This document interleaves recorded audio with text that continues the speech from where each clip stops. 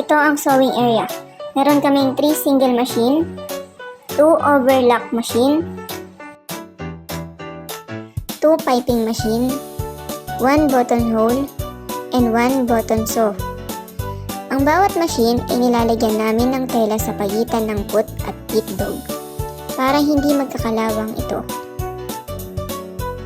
Naman ang aming pending rack, konti lang ang aming gawa at halos day-to-day lang kami. Meron kaming bagong machine, sealer machine ang tawag at hindi pa namin ito na-operate. Ito naman nakalagay ang aming mga threads, so complete naman lahat ng color nito. Dito naman nakalagay ang aming lace, cord, neck tape,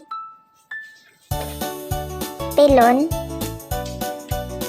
garter, size label, at ang aming tassel.